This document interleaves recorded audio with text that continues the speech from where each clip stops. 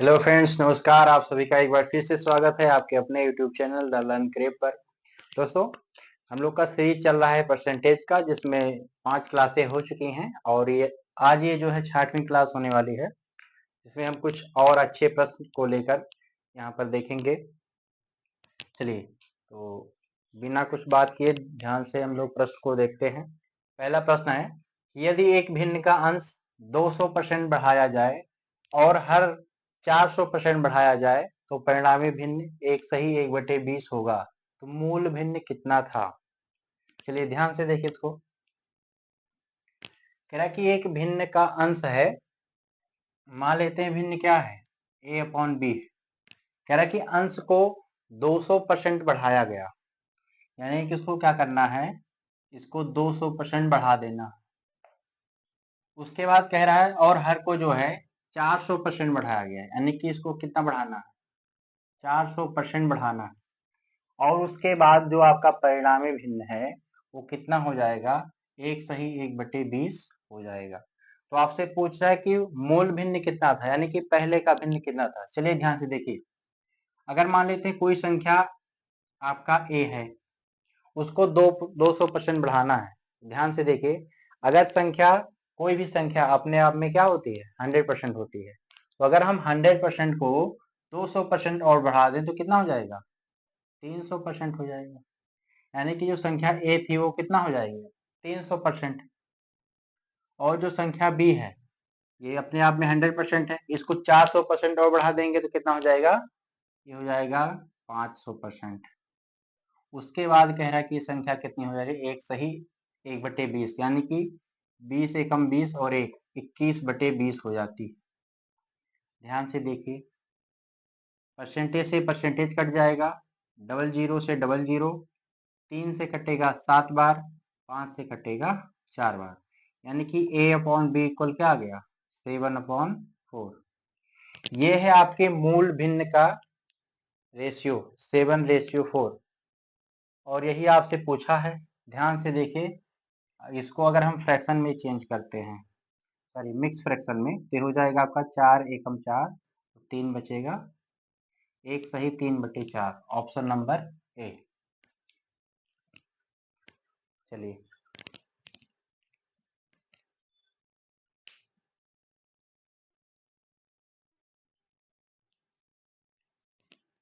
चलिए आगे देखते हैं।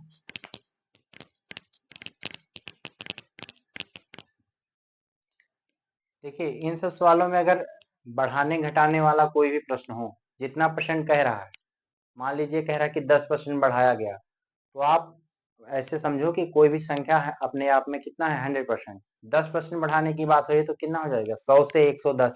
अगर मान लो घटाने की बात हुई कि 5% मान लो घटा दिया गया, 5% घटा दिया गया, तो 100 से 5 कम हो जाएगा, कितना हो जाएगा, 95%। चलिए अब आगे देखते हैं। दूसरा प्रश्न बहुत बढ़िया प्रश्न है। कह रहा है कि प्रत्येक प्रश्न के 1 अंक वाले 80 प्रश्नों की एक परीक्षा में अर्पिता पहले 40 प्रश्नों के 65% सही उत्तर देती है। पूरी परीक्षा में 75% अंक पाने के लिए शेष 40 प्रश्नों में से कितने सही होने चाहिए? चलिए ध्यान से देखिए, कह रहा है कि 80 प्रश्न है टोटल, जिसमें से पहले जो 40 प्रश्न थे उसमें से 65% जो है क्वेश्चन इन्होंने सही कर दिया है। बाकी जो है पूछ रहा कि बाकी जो 40 क्वेश्चन बचा है उसमें से कितना प्रतिशत सही किया जाए, ताकि 80 प्रश्नों में से टोटल कितना परसेंट आ जाए, 75% अंक उसके प्राप्त हो जाए। और प्रत्येक जो प्रश्न है वो 1 नंबर का है। चलिए देखिए दूसरा प्रश्न। चलिए मान लेते हैं पहला जो 40 प्रश्न है, इसका तो दिया ही हुआ है कि 65% सही कर देती है। ये जो है 40 प्रश्नों का 65% जो है सही सही जवाब दे देती है।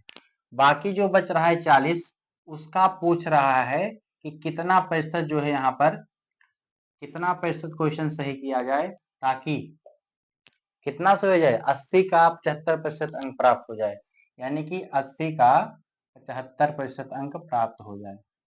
चलिए ध्यान से देखिए, यही क्वेश्चन है आपका। यानी कि ये हो गया आपका 40 का 65% कितना हो जाएगा। आपको पता है कि 5% की फ्रैक्शन वैल्यू क्या होती है, 1/20। तो 5% का 1/20 है तो 65% का कितना होगा? 5 का 13 गुना है तो 13/20 हो जाएगा। तो ये हो गया आपका 13/20 प्लस पूछ रहा है कि 40 का कितना प्रतिशत, 40 का कितना प्रतिशत सही है। ध्यान से देखिए, मान लेते हैं ये हमने प्रतिशत को फ्रैक्शन में लिखा है तो यहाँ से नंबर आप क्वेश्चन आ जाएंगे कि 40 का 65% सही किया है तो यहाँ नंबर निकल के आएगा। यहाँ मान लेते हैं इसका कुछ भी निकल के आएगा, x निकल के आएगा। तो बताओ 80 में से कुल कितने प्रश्न सही हो जाएंगे? 25% का फ्रैक्शन 1/4, 75% क्या हो जाएगा? 3/4। अब ये क्या आ गया? ये आ गया प्रश्नों की संख्या, ये आ गया आपका प्रश्नों की संख्या। ध्यान से देखिए, 20 से कटेगा 2 बार, 13 दूना 26 प्लस x बराबर 4 से कटेगा 20, 20 तिया 60। इसका मतलब क्या हुआ कि जो पहला 40 प्रश्न था उसका जब 65% क्वेश्चन सही किया, यानी कि 26 क्वेश्चन ही सही किया था उसका, और आपको चाहिए क्या? टोटल का 75% सही होना चाहिए। तो 80 का 75% क्या हो जाएगा? 60, यानी कि टोटल 60 क्वेश्चन ही उसको सही करने हैं। जब ये 40 में से 26 पहले कर चुकी है तो बचा हुआ 40 है उसमें से कितना करेगी? यहाँ x बराबर क्या आ जाएगा? 60 माइनस 26, यानी कि x बराबर क्या आ गया? घटा लेंगे, यहाँ जाएगा 4, यहाँ बचेगा आपका 3।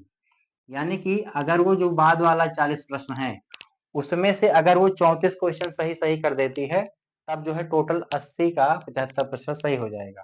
चलो अब ध्यान से देखो, ये तो हो गया प्रश्नों की संख्या, लेकिन आपसे प्रश्न नहीं पूछ रहा है, कह रहा कि शेष 40 प्रश्नों में से कितने सही होने चाहिए। सॉरी, यहाँ होना चाहिए कितने प्रतिशत सही होना चाहिए, क्योंकि प्रश्नों की संख्या 34 है, 34 कहीं भी ऑप्शन में नहीं है, यहाँ प्रतिशत होना चाहिए, कितने प्रतिशत जो है सही होगी। तो देखो 34 सही होना चाहिए, कितने में से? 40 में से, पूरे 100%। देखो 0 से तो 0 कट जाएगा, 2 से काट दो, 2 से कटेगा 17, 2 से कटेगा आपका 50, तो 5 सॉरी 2 से कटेगा 10, 5 बार तो 17 बचे 85, कितना आ गया? 17 गुणे 5 85%, यानी कि 85% क्वेश्चन जो है उसके बाद वाले 40 प्रश्नों में से सही होने चाहिए। उम्मीद है समझ में आया होगा, थोड़ा सा बढ़िया लेवल का प्रश्न है और ऐसे प्रश्न जो है अक्सर क्या है अच्छे एग्जामों में पूछे जाते हैं। चलिए नोट करिए।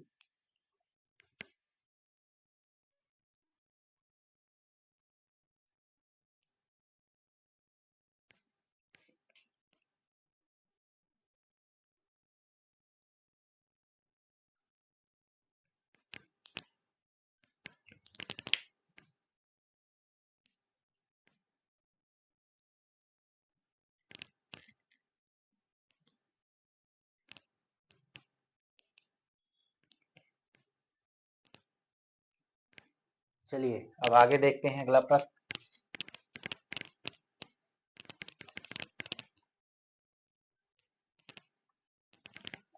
अगला प्रश्न ध्यान से देखिए, कह रहा है कि दो संख्याओं का योग 520 है, यानी कि कोई दो संख्या है जिनका योगफल 520 है। कह रहा है कि यदि बड़ी संख्या 4% घटा दी जाए और छोटी संख्या 12% बढ़ा दी जाए, आपको बड़ी संख्या में से 4% घटाना है और छोटी संख्या को 12% बढ़ाना है। तो कह रहा है कि प्राप्त संख्याएं बराबर होती हैं, तो आपसे पूछ रहा है कि बड़ी संख्या ज्ञात कीजिए। चलिए देखिए ध्यान से, इसको अच्छे तरीके से कैसे सॉल्व करते हैं। आपको संख्या दिया गया है, दो संख्याएं हैं जिनका योगफल दिया गया है कितना? 520। मान लेते हैं जो 520 है वो दो संख्याओं से बना होगा, एक बड़ी संख्या एक छोटी संख्या। बड़ी संख्या को हम लिखते हैं b, छोटी संख्या को लिख देते हैं c। अब ध्यान से देखो, इन्हीं दोनों का योगफल कितना है? 520 है। कह रहा है कि बड़ी संख्या को 4% घटाया जाए। चलिए इसको अगर हम 4% घटा देते हैं, कितना करते हैं?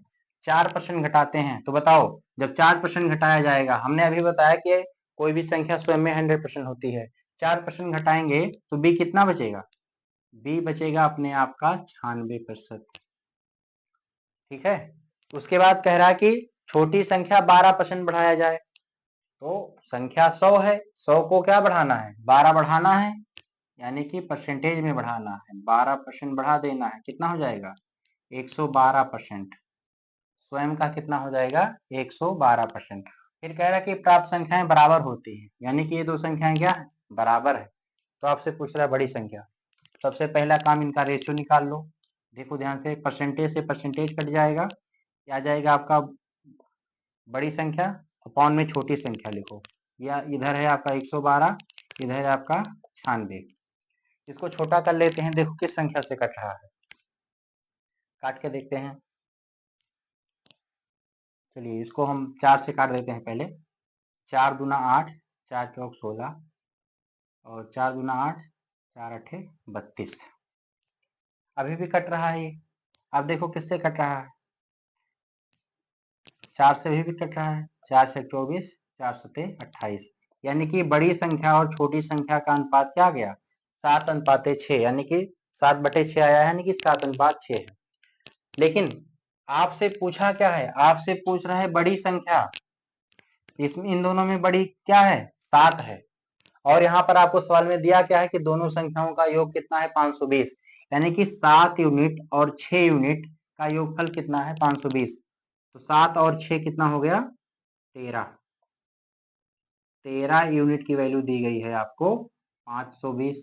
तो एक यूनिट की वैल्यू क्या हो जाएगी, 13 से कटेगा 52, 13 चौक का 52, 40। एक यूनिट की वैल्यू क्या है आपकी 40 है। तो आपसे बड़ी संख्या पूछा है, तो 7 यूनिट बताओ। 7 यूनिट बराबर क्या हो जाएगा 7 गुणे 40, 7 चौक 28, 280। यानी कि बड़ी संख्या क्या होगी 280 होगी।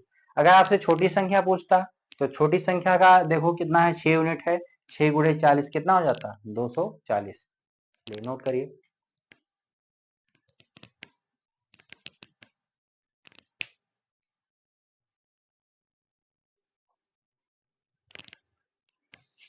चलिए अब आगे हम लोग कुछ नए प्रश्नों को देखते हैं। चलिए ध्यान से देखिए, कह रहा है कि 1.5 मीटर लंबी एक लाइन को गलती से 1.55 मीटर मापा गया, तो त्रुटि प्रतिशत क्या मान क्या होगा। यानी कि 1.5 मीटर कोई एक लंबी लाइन थी जिसको गलती से 1.55 मीटर माप लिया गया। तो आपसे पूछ रहा है कि गलती का प्रतिशत कितना है, कितना प्रतिशत जो है गलत मापा गया। चलिए ध्यान से देखिए, अगर हम सही वाला देखें तो सही कितना था आपका 1.5 मीटर, और गलत वाला क्या था आपका, ये सही माप होना चाहिए था, ये आपका गलत माप है। तो गलत माप कितना है 1.55 मीटर। तो ध्यान से देखिए कितना मीटर जो है गलत मापा गया है। अगर हम इसको और सिंपल करना चाहें तो यहाँ से हम दशमलव को हटा भी सकते हैं। कैसे, मीटर को सेंटीमीटर में चेंज कर दो या फिर दोनों तरफ 100 से गुणा कर दो। चलिए देखिए, अगर इसको हम सेंटीमीटर में चेंज करेंगे तो ये हो जाएगा 150 सेंटीमीटर, क्योंकि 1.5 मीटर में क्या होता है 150 सेंटीमीटर, और 1.5 में हो जाएगा 155 सेंटीमीटर। चलिए ध्यान से देखिए, अगर हम रेशियो ले लें और छोटा करना चाहो और छोटा कर लो। ध्यान से देखो ये कट रहा है किससे, ये कट रहा है आपका 5 से कट रहा है। तो 5 तिया 15, 30 आ गया, 5 तिया 15, 5 एकम 5। यानी कि अगर हम एक रेशियो देखें तो एक रेशियो कितना आया 30 और 31 का, यानी कि 30 यूनिट कोई चीज मापना था, माप कितना लिया गया 31 यूनिट। कितना यूनिट गलत मापा गया 1 यूनिट। आपसे वही पूछ रहा है कि ये जो एक यूनिट गलत मापा गया है तो उसका प्रतिशत क्या है। तो 1 यूनिट गलत मापा गया कितने में से 30 में से, गुणे 100%। तो आपको पता है ये 0 से 0 कटेगा, बचेगा 10/3%। 10/3%, यानी कि क्या हो जाएगा 3 सही 1/3। इसको कन्वर्ट करेंगे मिक्स फ्रैक्शन में तो 3 सही 1/3% आएगा। चलिए नोट करिए।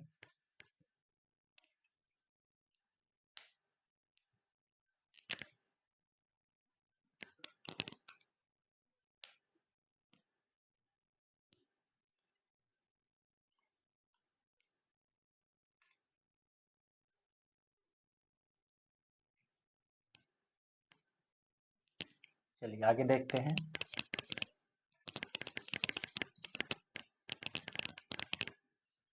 चलिए अगला प्रश्न, क्वेश्चन नंबर 5। क्वेश्चन नंबर 5 कह रहा कि एक चिड़ियाघर में कुछ खरगोश तथा कुछ कबूतर हैं, और कहा है कुल सिरों की संख्या 280 तथा कुल पैरों की संख्या 820 है, कुल कबूतरों की संख्या ज्ञात करो। तो ऐसे प्रश्न अक्सर एग्जाम में आते हैं, पूछे जाते हैं। बहुत सारे बच्चे ऐसे प्रश्नों को गलत करके आते हैं, तो हम जो है एक बेहतरीन तरीका इन सवालों के लिए बता रहे हैं, ध्यान से समझिएगा। पहले क्वेश्चन को ध्यान से समझ लो। कह रहा कि एक चिड़िया घर है जिसमें कुछ खरगोश हैं तथा कुछ कबूतर हैं। कुल सिरों की संख्या 280 है। कुल सिरों की संख्या मतलब क्या हुआ कि खरगोश और कबूतरों की कुल संख्या क्या है, 280 है, क्योंकि सभी के पास एक ही सिर होता है। तथा कुल पैरों की संख्या 820 है। अब पैरों की संख्या 820 है, यानी कि आपको पता होना चाहिए कि खरगोश के पास कितने पैर होते हैं। खरगोश के पास 4 पैर होते हैं। कबूतर के पास कितने होते हैं, 2 पैर होते हैं। तो ऐसी स्थिति में कुल पैरों की संख्या कितनी है, 820 है। पूछ रहा है कुल कबूतरों की संख्या ज्ञात करो। चलो ध्यान से इधर देखो, एक बढ़िया तरीका बताते हैं। देखो टोटल ध्यान से देखो, 280 सिर बताया है इन्होंने, और 280 सिर का मतलब हुआ कि कुल कबूतर प्लस खरगोश मिला के 280 है। चलो एक तरफ हम इधर लिख लेते हैं आपका कबूतर, एक तरफ ले लिखते हैं खरगोश। इन दोनों की संख्या जोड़ जाड़ के कितना है, 280। ध्यान से देखो, अब हम बात करते हैं पैरों की। तो कबूतर के पास क्या होता है, 2 पैर होता है। खरगोश के पास क्या होता है, 4 पैर होता है। लेकिन ये बताओ, अगर मान लो हम इसको 4 पैर को ऐसे लिख दें, 2 + 2, कोई दिक्कत नहीं। ध्यान से देखो, अगर हम माने कि खरगोश और जो कबूतर है, मान लेते हैं 2-2 पैर ही होता एक टाइम के लिए। अगर 2-2 पैर ही होता तो बताओ कुल संख्या तो 280 है। तो ऐसी स्थिति में 2 × 280, यही तो टोटल पैरों की संख्या होती, क्योंकि 280 सिर है। मान लेते हैं दोनों के पास 2-2 पैर है, तो 280 सिर हैं, तो उसका डबल ही तो पैर होना चाहिए। तो यहाँ पर पैरों की संख्या देखो कितनी हो जाएगी, 28 × 56, यानी कि 560 पैर ही होने चाहिए। अगर मान लो सबके पास 2-2 पैर ही होते तो टोटल कितने पैर होने चाहिए, 560 पैर ही होने चाहिए। लेकिन यहाँ पैरों की संख्या कितना बताया है, 820। यानी कि आप समझ गए होंगे कि ये जो एक्स्ट्रा पैर आ रहा है, ये पैर किसका है, ये पैर है खरगोश का। ध्यान से देखो कितना एक्स्ट्रा आ रहा है। चलो देखो 880 टोटल पैर हैं, जिसमें से 560 घटा दो, कितना बचेगा, 0 से 0, 12 से 6 जाएगा, 7 से 5, यानी कि 260। यानी कि जो 260 पैर एक्स्ट्रा आ रहे हैं, ये 260 किसके रहे होंगे, कबूतरों के। और एक कबूतर, ध्यान से देखो, सॉरी, ये जो 260 पैर हैं ये किसके रहे होंगे, खरगोशों के रहे होंगे। तो 2 तो हमने इसमें काउंट कर दिया, बचा कितना, 2। तो 2 से भाग देंगे तो कितना आ गया, 130। यानी कि 130 हो गई खरगोश की संख्या। खरगोश की संख्या कितनी हो गई, 130। आपसे पूछा है कबूतरों की संख्या। चलो बताओ, जब 280 टोटल थे, टोटल कितने थे, 280, तो 280 से 130 घटा देंगे तो कितना आएगा आपका, 150। ये किसकी संख्या हो जाएगी, ये हो जाएगी आपकी कबूतरों की। हो गया कबूतरों की संख्या 150। समझ में आया। कुछ नहीं करना है, जब भी इस टाइप का प्रश्न आए तो जितना सिर दिया है उतने का पहले देखो सबसे कम पैर वाली संख्या कितनी है। यहाँ देखो खरगोश, आप सॉरी, कबूतर 2 पैर था, खरगोश के पास 4 है। मान लेते दोनों के पास 2-2 ही होता, तो उस हिसाब से कुल 560 पैर ही होने चाहिए, लेकिन 820 था, तो यानी कि 260 एक्स्ट्रा आया। तो 260 एक्स्ट्रा किसका आया, किसका आया, खरगोश का, जिसके पास 4 पैर थे। तो 2 तो हमने इसमें काउंट कर दिया, 2 बचा है, 2 से भाग देंगे, 130। यानी कि 130 खरगोश थे और 150 कबूतर थे। नोट करिए।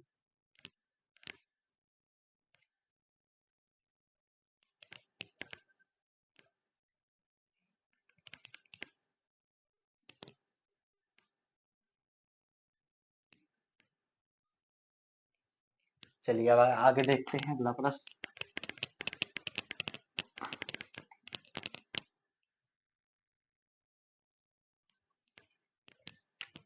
Question number 6। क्वेश्चन को ध्यान से पढ़िए, इसी टाइप पर ही आधारित है ये भी प्रश्न। बस यहाँ पर क्या है, यहाँ पर जानवर वगैरह दिए गए थे, यहाँ जनसंख्या दिया गया है, वो भी प्रतिशत में। ध्यान से देखिए, कह रहा है कि किसी शहर की जनसंख्या वर्तमान में 5000 है, यानी कोई शहर है उसकी जनसंख्या 5000 है। कह रहा है कि यदि पुरुषों की संख्या में 6% तथा महिलाओं की संख्या में 14% वृद्धि हो जाए, तब एक साल बाद शहर की जनसंख्या 5540 हो जाती है। तो पूछा है कि पुरुषों की वर्तमान, ये आपका पूर्ण विराम है, कह रहा है कि पुरुषों की वर्तमान संख्या ज्ञात करें। तो ध्यान से देखिए, सेम इसी पैटर्न पर है सवाल। देखिए, कोई शहर था जिसकी वर्तमान जनसंख्या क्या है, वर्तमान जनसंख्या आपका टोटल कितना है 5000, जिसमें से कह रहा है, ध्यान से देखो, कह रहा है कि अगर पुरुषों की संख्या 6%, 6% आपका मेल प्लस 14% जो है फीमेल, ये अगर बढ़ा दिया जाता है, तो बढ़ाए जाने के बाद जो जनसंख्या है एक साल बाद 5540 हो जाती है। यानी कि ध्यान से देखो, यहाँ पर टोटल वृद्धि कितनी है, टोटल जो इंक्रीज हुआ है नंबर, ऐसे लिख लो, कुल वृद्धि कितनी हुई है, मेल प्लस फीमेल मिलाकर 5000 थी, 5000 से कितना हो गया 5540, यानी कि 540 बढ़ा है। कितना बढ़ा है 540। अब ध्यान से देखिए आप, यदि जनसंख्या टोटल 5000 है, 6% मेल का है, 14% फीमेल का है, इसको सेम पैटर्न पे तोड़ो। अगर इसको हम ऐसे लिख लें,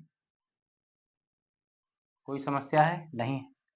अब ध्यान से देखो, अगर मान लो दोनों का 6% ही बढ़ाया गया होता, तो 5000 का 6% अगर बढ़ाया जाता कुल मिला जुला के, तो यही तो बनता। ध्यान से देखो, ये कट जाएगा, कितना आ जाएगा, ये आ गया आपका 50 गुणे 6 यानी कि 300। ये 300 आपकी बढ़ गई, 300 बढ़ गई, लेकिन कब बढ़ी है, जो हमने 6% ही बढ़ाया है, लेकिन वास्तव में कितना बढ़ा था 540, यानी कि कितना और बढ़ा था 540 माइनस 300, यानी कि कितना बढ़ा था 240 और बढ़ा था। तो 240 और क्यों बढ़ा था, क्योंकि महिलाओं की संख्या 8% और बढ़ी थी। 6% मेल का बढ़ा था, फीमेल का 14 बढ़ा था, 6% हमने इसमें काउंट किया, 8% और बढ़ा है, 8% बढ़ने के कारण ही जो है 240 है। यानी कि जो फीमेल की संख्या है, अगर 8% फीमेल की संख्या 8% और बड़ी होती तब 240 होता। मान लेते हैं फीमेल का 8% कितना है 240, यही तो बताया जा रहा है कि फीमेल का 8% कितना है अभी 240। तो एफ गुणे 8/, ध्यान से देखो, इसको लिख सकते हैं 8/100, 240, ये हो जाएगा। अब देखो, इसको छोटा कर लो, 8 से कटेगा 3 बार, ये आ जाएगा 0। यहाँ आ गया आपका f बराबर 30 गुणे 100। 30 गुणे 100 का मतलब है कि फीमेल की संख्या कितनी रही होगी 3000। कितनी रही होगी 3000। जब फीमेल का 8% 240 है, तो फीमेल की संख्या कितनी हो गई 3000। लेकिन आपसे पूछा क्या है, पुरुषों की संख्या बताओ, पुरुषों की वर्तमान संख्या। तो टोटल संख्या है 5000, जिसमें से 3000 क्या हो गए फीमेल। तो मेल कितने बचे आपके, मेल बचे आपके 2000। ऑप्शन नंबर बी नोट करिए। दोनों सवाल सेम पैटर्न पर ही, जब भी ऐसा अलग अलग परसेंटेज आए, आप पहले उसको सेम बना लो। मान लेते इसका भी 6%, इसका भी 6%, तो टोटल बढ़ना कितना चाहिए था 300, लेकिन बढ़ा कितना 540। तो 240 एक्स्ट्रा बढ़ा है, क्यों, क्योंकि फीमेल की 8% और बढ़ी है। तो फीमेल की 8% जनसंख्या 240 हो गई, यानी कि टोटल जनसंख्या कितनी आ गई फीमेल की 3000। तो 3000 अगर फीमेल की है, टोटल 5000 है, तो 2000 क्या होगा मेल का होगा।